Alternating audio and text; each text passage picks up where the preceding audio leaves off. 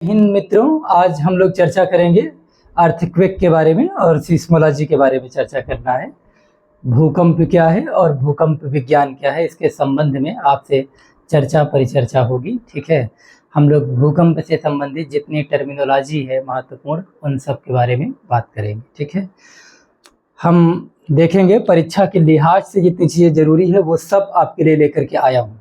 अब तो एक और चीज़ें हमने ऐड कर दिया है कि टॉपिक खत्म होने के बाद जो महत्वपूर्ण तथ्य रहते हैं उनको अलग से लिख करके लाता हूँ, ताकि आपको किसी प्रकार के किसी समस्या से जूझना ना पड़े।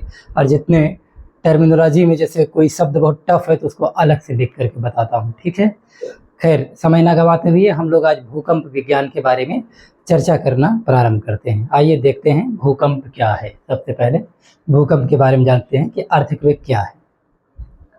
तो भूपटल की कंपन यानी वाइब्रेशन या ऑसिलेशन अथवा लहर है, वेव्स है, जो धरातल के नीचे अथवा ऊपर यानी क्रस्ट के, चाहे नीचे की बात करो या क्रस्ट के ऊपर, चट्टानों के लचीलेपन की सम स्थिति में यानी फ्लेक्सिबिलिटी के कारण क्या होता है, क्षणिक यानी एट एनी मोमेंट जो है वो डिस्टर्बेंस जो क्रिएट होता है, यानी कि धरातल के अंदर या धरातल के ऊपर जो अव्यवस्था होती है, डिसऑर्डर होता है, तो उसी की वजह से क्या होता है, भूकंप उत्पन्न होता है। ठीक है, आपको पता है ना, जो ये सतह है सबसे ज़्यादा डिस्टर्बेंस इसी की वजह से होता है। सतह पर जब किसी तरीके का कोई कंपन होगा, ऑसिलेशन होगा, तो हम इसी को क्या बोलेंगे, भूकंप बोलेंगे। अर्थात धरती का कांपना ही भूकंप है। देखिएगा, भूकंप जो होता है नेचुरल और जो है ये ह्यूमन यानी कि मानवीय, दोनों ही कारणों से होता है। भूकंप प्राकृतिक कारणों से भी होता है और मानवीय, दोनों तरीकों के कारणों से हो सकता है। कुछ जो प्रमुख कारण है उसके बारे में हमने आपको यहाँ बताया है, जैसे ज्वालामुखी क्रिया यानी कि वोल्केनिक जो प्रोसेस होता है, ज्वालामुखी का उद्गार होता है तब भी क्या होता है, भूकंप आता है। और दूसरा भू संतुलन से संबंधित समायोजन, जैसे पृथ्वी जब अपने आप को संतुलित अवस्था में नहीं पाती है तो ऐसी दशा में भी क्या होता है, भूकंप आता है। और प्लेटों की गतिशीलता, जब प्लेटों में गतिशीलता होती है, मोबाइलिटी होती है, प्लेटें जब एक दूसरे करीब आती हैं या प्लेटें एक दूसरे से दूर जाना प्रारंभ करती हैं, तो ऐसी दशाओं में भी भूकंप की गतिविधि हमको देखने को मिलती है। फिलहाल वलन यानी फोल्डिंग और फाल्टिंग की बात कर रहे हैं, वलन और भ्रंशन की बात कर रहे हैं, यानी कि जब क्या होता है, प्लेटों में किसी तरीके से मोड़ उत्पन्न होता है आंतरिक शक्ति के कारण, या फिर भ्रंशन की प्रक्रिया होती है प्लेटों में, तब जो है भूकंप की उत्पत्ति होती है। या फिर जो भूपटल होता है, ठीक है, तो भूपटल का जब संकुचन होता है, कंप्रेशन होता है, ठीक है, भूपटल जब संकुचित होने लगता है प्लेटों के कारण, तो ऐसी भी दशाओं में क्या होता है, भूकंप उत्पन्न होता है। या जलीय भार के कारण ऐसा होता है ना, एक्वेटिक जो वेट होता है उसकी वजह से भी ऐसा होता है। और किसके कारण, पृथ्वी के घूर्णन के कारण, रोटेशन के कारण क्या होता है, भूकंप उत्पन्न होता है। और जैसे अगर मानवीय कारणों में देखा जाए तो अणु बमों का परीक्षण है ना, जो एटॉमिक जो बम होते हैं, जब उनका परीक्षण किया जाता है, टेस्टिंग किया जाता है, तब भी जो है भूकंप उत्पन्न होता है। या फिर कहीं एक लंबी जब सुरंग बनाई जाएगी तो उसके आसपास की धरती कांपने लगती है ना। या फिर कहीं पर बम विस्फोट ही कर दिया जाए तब भी क्या होगा, वहाँ पर वाइब्रेशन होता है, भूकंप उत्पन्न होता है। ठीक है, तो इस तरीके से ये सब कारण हैं जिसकी वजह से क्या होता है, भूकंप की उत्पत्ति होती है। इसमें मानवीय कारण और प्राकृतिक दोनों तरीकों का कारण जुड़ा हुआ है। अब जान लेते हैं, आपके परीक्षा में पूछता है किसके बारे में, सीस्मोलॉजी के बारे में, सीस्मोग्राफ के बारे में, और मार्केली स्केल के बारे में, और पूछता है रिक्टर स्केल के बारे में, और पूछता है PSL वेव्स के बारे में, और पूछता है क्या फोकस के बारे में, एपिसेंटर के बारे में। इन सभी के बारे में बात करना है हम लोगों को। ठीक है, तो एक एक टॉपिक की बारी बारी से बात कर रहा हूँ। देखिएगा, भूकंप का अध्ययन करने का एक अलग शाखा है विज्ञान की। ठीक है, तो विज्ञान की वह शाखा जिसमें भूकंपीय लहरों यानी कि सीस्मोग्राफिक वेव्स का सीस्मोग्राफ यंत्र द्वारा अंकन किया जाता है, रीडिंग ली जाती है, उसी को क्या कहा जाता है, सीस्मोलॉजी कहा जाता है। यानी जिस विज्ञान के तहत भूकंप का अध्ययन करते हैं, स्टडी ऑफ अर्थक्वेक, भूकंप का अध्ययन किया जाता है, उसे क्या कहा जाता है, तो हम कहेंगे उसे सीस्मोलॉजी कहा जाता है। सीस्मोलॉजी के तहत क्या किया जाता है, भूकंप का अध्ययन किया जाता है, हमेशा परीक्षा में पूछा गया है। ठीक है, और देखिएगा नीचे दिख रहा है जी, जिस जगह से भूकंप का कंपन यानी कि वाइब्रेशन या ऑसिलेशन प्रारंभ होता है उसे भूकंप मूल या फोकस कहा जाता है। इस बात को समझने के लिए हम आपको एक चित्र बनाए हैं, यहाँ चित्र के माध्यम से आपको समझाएंगे। जैसे मान लीजिए धरती है और ये धरती का केंद्र है, ठीक है। जैसे धरती है तो धरती के आंतरिक भाग से भूकंप शुरू होता है, तो पृथ्वी के आंतरिक भाग में जहाँ से भूकंप प्रारंभ होता है उसे भूकंप मूल कहा जाता है या उसी को फोकस कहा जाता है। जैसे मान लीजिए धरती है और धरती में यहाँ से कहीं से भूकंप शुरू हुआ, यहाँ पर ये भाग है, ठीक है, आंतरिक भाग में जहाँ से भूकंप शुरू होगा उसे बोलेंगे भूकंप मूल या उसी को बोलते हैं फोकस। क्या बोलते हैं?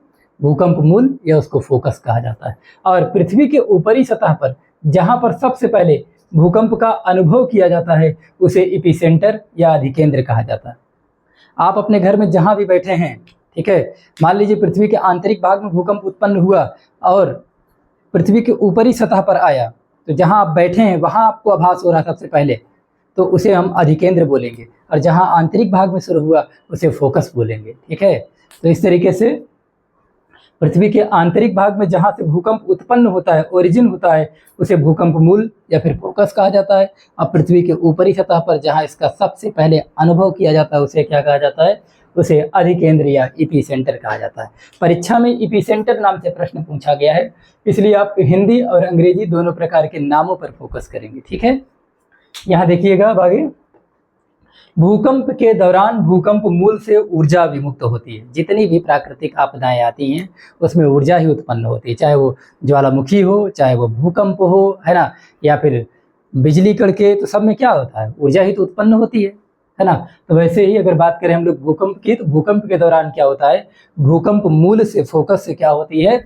एनर्जी रिलीज होती है, और इसको बोलते हैं इलास्टिक एनर्जी, यानी कि प्रत्यास्थ ऊर्जा। परीक्षा में पूछा गया है, ठीक है। जो ऊर्जा रिलीज होती है अर्थक्वेक के माध्यम से, भूकंप के माध्यम से, उसे बोलते हैं इलास्टिक एनर्जी, प्रत्यास्थ ऊर्जा। इस तरीके से इसको याद रखना जरूरी होता है।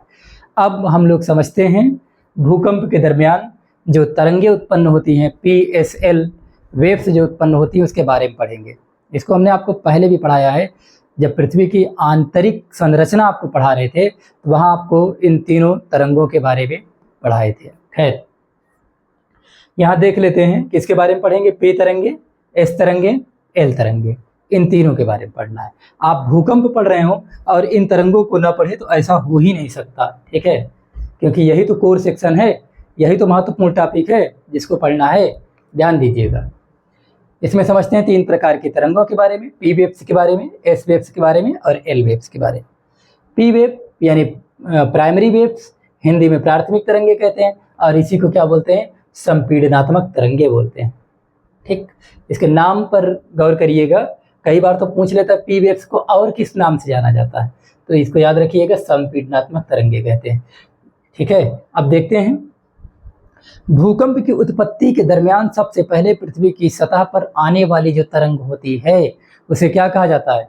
उसे P वेव्स यानी प्राथमिक तरंगे कहा जाता है, क्योंकि सबसे पहले जो सतह पर आती है तो उसी को तो बोलेंगे कि प्रथम स्थान इसका है, तो इसकी गति के आधार पर ही प्रथम स्थान इसका होता है, इसीलिए इसका नाम रख दिया गया है प्राथमिक तरंगे या प्राइमरी वेव्स रखा गया है, ठीक है। तो याद रखिएगा, भूकंप की जब उत्पत्ति होती है तो पृथ्वी की सतह पर सबसे पहले सर्वाधिक गतिमान कौन होती है? प्राथमिक तरंगे, ठीक है। इन्हीं को क्या बोला जाता है? संपीड़नात्मक तरंगे भी कहा जाता है। सर्वाधिक वेगवान 8 से 14 किलोमीटर पर सेकंड, यानी एक सेकंड में मिनिमम ये 8 किलोमीटर तक चली जाती है और 14 किलोमीटर तक पहुंचती है लगभग, कभी 8 कभी 10, वो तीव्रता के ऊपर होता है। तो एक सेकंड यानी आपकी पलक झपकी और ये कितना पहुंच गई? 8 किलोमीटर, 10 किलोमीटर ऐसे पहुंचती है, इतना ज़्यादा होती है वेगवान। सीस्मोग्राफ स्टेशन पर सबसे पहले जो है कौन पहुंचती है? तो आप बताएंगे P वेव्स हैं। जो सीस्मोग्राफ स्टेशन होता है जहाँ पर रीडिंग ली जाती है, सबसे पहले कौन पहुंचता है? प्राथमिक तरंगे पहुंचती हैं, ठीक है। और क्या जानते हैं इनके नेचर के बारे में कि ये कहाँ चलती हैं? तो याद रखिएगा, ये सॉलिड है, स्टेट है, गैसियस स्टेट है, ठीक है ना। सॉलिड, लिक्विड और क्या? गैसियस स्टेट, यानी ठोस, द्रव, गैस, तीनों में प्रवेश कर जाती है कौन? प्राथमिक तरंगे। प्राथमिक तरंगे हर जगह चल लेती हैं, चाहे वो ठोस माध्यम हो, चाहे वो द्रव माध्यम हो, चाहे वो गैसीय माध्यम हो, हर जगह ये विचरण करती है, ठीक। और क्या? इनको अनुदैर्ध्य तरंगे कहा जाता है। क्या कहा जाता है? अनुदैर्ध्य तरंगे। अनुदैर्ध्य क्या होता है? अनुदैर्ध्य तरंगे उन तरंगों को कहा जाता है कि जब तरंग चलने लगे ठीक है, तो माध्यम के कण भी उसी दिशा में आगे बढ़ने लगे, तो इसी को कहा जाता है अनुदैर्ध्य तरंग। क्या बोलते हैं? अनुदैर्ध्य तरंग। और इसी अनुदैर्ध्य तरंग का ही उदाहरण क्या है? ध्वनि तरंगे, साउंड वेव। जैसे हम बोल रहे हैं तो जब आवाज़ यानी ध्वनि तरंगे जब आगे बढ़ रही हैं तो माध्यम कण भी उसी दिशा में जब कंपन करते हैं क्षैतिज रूप से, तो इसको क्या बोला जाता है? अनुदैर्ध्य तरंगे। तो इन्हीं अनुदैर्ध्य तरंगों की भांति प्राथमिक तरंगे भी व्यवहार करती है, इसीलिए इनको क्या कहा जाता है? अनुदैर्ध्य तरंगे भी और ध्वनि तरंगों के समान भी कहा जाता है। ये सब परीक्षा में खूब पूछे गए हैं, आगे भी पूछे जाते रहेंगे जब तक परीक्षाएं होती रहेंगी, ठीक है। दूसरा है द्वितीय तरंगे या द्वितीयक तरंगे, या इसी को कहा जाता है गौड़ तरंगे, या इसी को कहा जाता है क्या? Secondary waves. क्या बोलते हैं? इसी को सेकेंडरी वेव्स भी कहा जाता है, ठीक है ना। क्या बोलते हैं? सेकेंडरी वेव, हिंदी में द्वितीयक तरंगे। अब इसका नाम द्वितीयक तरंग क्यों रखा गया है? क्योंकि इसकी गति इसकी अपेक्षा यानी पी तरंगों की अपेक्षा कम होती है, ठीक है, इसीलिए इसका नाम रखा गया है सेकेंडरी वेव या द्वितीयक तरंगे। द्वितीयक को ही हिंदी में एक नाम और है गौड़ तरंगे कहा जाता है, ठीक है। अब देखिएगा, इनकी तरंग गति पी वेव की तुलना में कम होती है। जैसे आप देख रहे हैं कि जो पी तरंगे हैं वो 1 सेकंड में 8 से लगा करके 14 किलोमीटर तक चल जाती है, ठीक है। वैसे द्वितीयक तरंगे क्या होती है? इनकी अपेक्षा कम चलती हैं ये, और ये 1 सेकंड में कितना चल जाती है? 4 से 6 किलोमीटर। हालांकि इसकी स्पीड द्वितीयक तरंगों की भी ज़्यादा है, लेकिन पी तरंगों की तुलना में मात्र कम है, ठीक है। इनकी सबसे जो बड़ी विशेषता है वो क्या है? वो ये है कि जो द्वितीयक तरंगे होती हैं, आपको बता दें कि यह द्रव अवस्था में प्रवेश नहीं कर पाती हैं। द्वितीयक तरंगे द्रव अवस्था में प्रवेश नहीं कर पाती हैं, यानी कि यह लिक्विड स्टेट में इंटर नहीं कर पाती हैं, ध्यान दीजिएगा, ठीक है। द्वितीयक तरंगे जो होती है द्रव अवस्था में प्रवेश नहीं कर पाती है, यही सबसे महत्वपूर्ण बात है यहाँ समझने के लायक, ठीक। अब देखिएगा, इसके बारे में आपको अभी इधर चित्र के माध्यम से भी समझाएंगे, चित्र बनाए हुए हैं, ये सारी बातें अभी यहाँ पर स्पष्ट हो जाएंगी आपको कि ये हम क्या बताएं कि द्रव अवस्था में प्रवेश नहीं कर पाती, ये बात आपको समझाएंगे। फिर उसके बाद क्या है? धरातलीय तरंगे, ठीक है। धरातलीय तरंगे सबसे ज़्यादा खतरनाक यही है, देखन में छोटन लगे घाव करे गंभीर। सबसे ज़्यादा चाल इसकी है, उसके बाद इसकी है, सबसे कम इसकी है धरातलीय तरंगों की, लेकिन सबसे ज़्यादा खतरनाक धरातलीय तरंगे ही है, ठीक है। धरातलीय तरंगों को क्या कहा जाता है? सरफेस वेव, या फिर इसी को कहा जाता है लॉन्ग वेव, ठीक है ना, क्योंकि इनकी तरंग दैर्ध्य सबसे ज़्यादा होती है, इसलिए इनको लॉन्ग वेव भी कहा जाता है। सुनिएगा, ये तरंगे अधिकेंद्र यानी एपिसेंटर पर सबसे बाद में पहुंचती है, यानी पृथ्वी के ऊपरी सतह पर सबसे बाद में प्रभावी होती है। जब भूकंप आता है तो सबसे बाद में कौन सी तरंगे पहुंचती हैं? लॉन्ग वेव्स, धरातलीय तरंगे पहुंचती हैं। इनकी गति और प्रभाव जल और थल दोनों पर होता है, ये आपको कोई नहीं बताएगा जल्दी। इनकी गति और प्रभाव की जब बात करेंगे तो ये आपको कहाँ जल में भी देखने को मिलेगा और थल में भी देखने को मिलेगा, यानी कि ये जल में भी चलती हैं, थल में भी चलती हैं, और प्रभाव जल में भी उत्पन्न करेंगी, थल में भी उत्पन्न करेंगी, ठीक है। अब देखिएगा, आगे लिखे हैं हम कि ये सर्वाधिक विनाशकारी होती हैं। सबसे ज़्यादा विनाश पहुंचाने वाली तरंगे अगर कोई हैं तो वो कौन सी हैं? आप बताएंगे, ये धरातलीय तरंगे होती हैं जो पृथ्वी के ऊपरी सतह पर सबसे ज़्यादा नुकसान पहुंचाती हैं। इतना तो आपको रटा दिया जाता है कि पृथ्वी की सतह पर सबसे ज़्यादा नुकसान पहुंचाने वाली तरंग जो है वो धरातलीय तरंगे होती हैं, लेकिन अगर पूछा जाए कि क्यों होती है तो ये नहीं बताते हैं। तो उसके पीछे की वजह आपको हम इस चित्र के माध्यम से समझाते हैं। ये देख रहे हैं ना, आपके सामने एक ग्राफ बना हुआ है, इसको ध्यान से देखिए। यहाँ ये पी वेव है, यहाँ ये एस वेव है, और इधर क्या है? एल वेव है, ठीक है। इसका यहाँ आयाम देखिए, एम्पलीट्यूड कम है, इसका भी एम्पलीट्यूड कम ही है, लेकिन इसका एम्पलीट्यूड देखिए काफ़ी ज़्यादा है, ठीक है। इसका तरंग दैर्ध्य काफ़ी ज़्यादा है, आयाम काफ़ी ज़्यादा है। और याद रखिए, जिस तरंग का आयाम एम्पलीट्यूड जितना ज़्यादा हो जाएगा वो उतना ज़्यादा क्या करेगी? डिस्टर्ब करेगी। जैसे धरातलीय तरंगे हैं, चलती तो हैं मंद गति से इन दोनों की तुलना में, परंतु इसका आयाम एम्पलीट्यूड बहुत ज़्यादा है, और आयाम जिसका ज़्यादा होगा वो पृथ्वी की सतह पर चलेगी जब ऐसे ऐसे, तो काफ़ी ज़्यादा डिस्टर्बेंस उत्पन्न करेगी, धक्का देते भाई आगे बढ़ेगी। तो ऐसी स्थिति में क्या होगा? पृथ्वी के ऊपरी सतह पर जितने मकान हैं, है ना, मानव बस्तियाँ हैं, जो भी चीज़ें हैं वो सब क्या हो जाएंगी? डिस्टर्ब हो जाएंगी, ध्वस्त हो जाएंगी। इसीलिए भूकंप के लिए सबसे ज़्यादा भयावह स्थिति पैदा करने वाला सबसे ज़्यादा खतरनाक विनाश काल के रूप में अगर कोई है तो वो है एल तरंगे, यानी कि धरातलीय तरंगे। मेरे ख्याल से ये बात आप समझ गए होंगे अब, ठीक है, क्योंकि इसका सबसे बड़ा कारण आयाम है, क्योंकि इसका आयाम सबसे ज़्यादा होता है, इसीलिए ऐसा होता है। ठीक, अब हम लोग जान लेते हैं यहीं पर इसके बारे में, PSL के बारे में। किसके बारे में? पी तरंगे, एस तरंगे और एल तरंगे चित्र के माध्यम से। इस पर फोकस करिएगा, है इस पर फोकस, ठीक है। देखिएगा यहाँ, जैसे पी तरंगे हैं तो चलना प्रारंभ करती हैं जब, तो देखिए पृथ्वी की सतह पर ऐसे कुछ चल रही हैं, क्योंकि माध्यम में जब चलेंगी तो डेंसिटी ज़्यादा होने की वजह से थोड़ा सा डिस्टर्ब होंगी, तो ये इधर विभिन्न माध्यमों में पी और एस तरंगे चल रही हैं। यहाँ पर फोकस करिएगा आप लोग, ये पी और एस आसानी से खूब चल रही है ये इधर, क्योंकि ये ठोस माध्यम है। उसके बाद जैसे ही इधर माध्यम में परिवर्तन हो रहा है, जब केंद्र की तरफ चलना होगा तरंगों को, तो पी तरंगे थोड़ा सा डिस्टर्ब होकर के ये आगे बढ़ेंगी। ये पी तरंगे हैं, ऐसे आगे बढ़ रही हैं। लेकिन जो एस तरंगे हैं, एस तरंगे यहाँ के बाद आपको नजर नहीं आएंगी, यानी कि जब केंद्रीय भाग आएगा तो केंद्रीय भाग में विलुप्त हो जाती हैं। केंद्रीय भाग में बिल्कुल नहीं चलती हैं एस तरंगे, चलती कौन है? सिर्फ पी तरंगे आगे बढ़ती हैं, पूरा केंद्र से होते हुए ये आगे बढ़ती चली जाती है। हालांकि थोड़ा सा डिस्टर्ब होती हैं, विचलित होती हैं, परंतु ये चलती हैं। कौन? पी तरंगे, प्राइमरी वेव्स। लेकिन सेकेंडरी वेव की बात किया जाएगा तो ये नहीं चलती हैं। कारण क्या है? क्योंकि जो सेकेंडरी वेव है यह जो है द्रव में नहीं चल पाती है, लिक्विड स्टेट में गमन नहीं कर पाएगी, इसीलिए ये यहाँ पर चलते हुए दिखाई नहीं देती। सिर्फ पी वेव आगे बढ़ती है, एस वेव आगे नहीं बढ़ती है। याद रखिएगा, ये वो रीजन है 102 डिग्री से लगा करके इधर 143 डिग्री तक। कभी कभार मान लीजिए एग्जाम में बैठे, वहाँ ऑप्शन में नहीं रहा 102 से 143, तो 105 से 145 तक रहेगा ऑप्शन में, ठीक है। वैसे आपको NCERT से हम दिखा रहे हैं, ठीक है। देखिएगा, तो 102 डिग्री से 143 डिग्री तक ये ऐसा छायांकन क्षेत्र है, ध्यान से समझिएगा, जहाँ पर पी तरंगों का छाया क्षेत्र नहीं बनता है।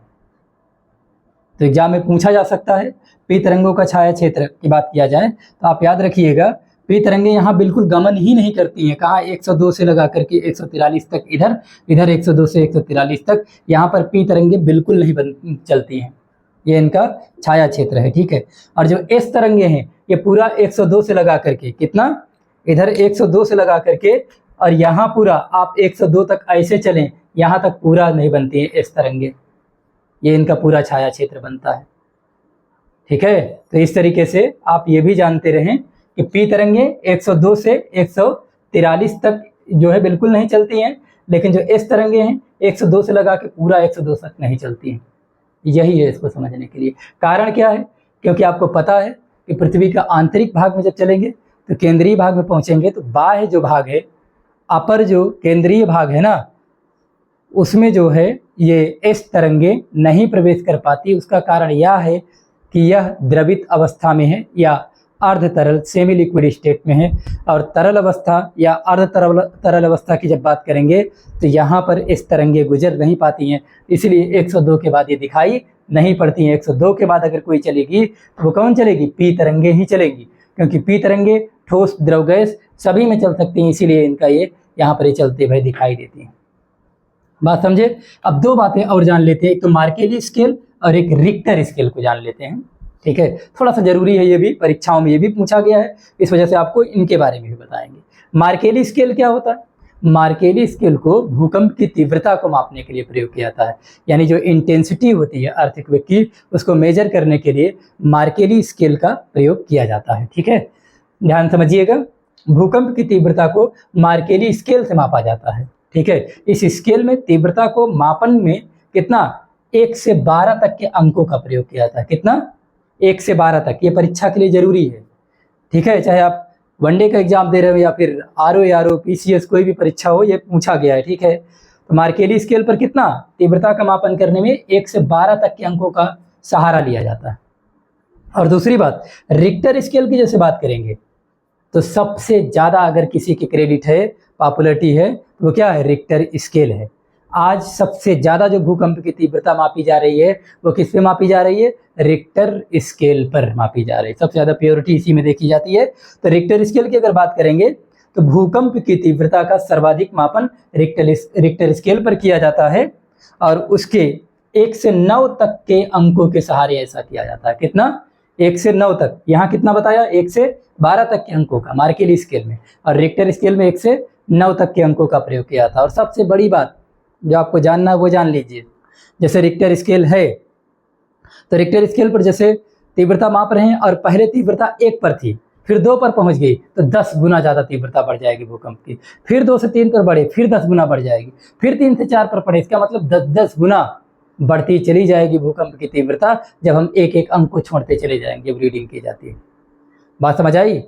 तो ये आपको हम बता रहे थे किसके बारे में? भूकंप के बारे में। तो आप लोग लेक्चर लगातार देखते रहिए और प्योर एनसीईआरटी आपको बताते रहेंगे आपके परीक्षा के लिए जितना ज़रूरी है।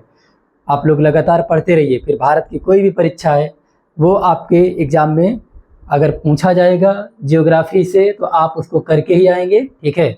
हम आपको बार बार कहते हैं चाहे जहाँ से प्रश्न आए आपको लेक्चर में ज़रूर मिलेगा, क्योंकि एनसीईआरटी से बाहर कोई एग्जामिनर जा नहीं सकता और एनसीईआरटी हम छोड़ नहीं सकते।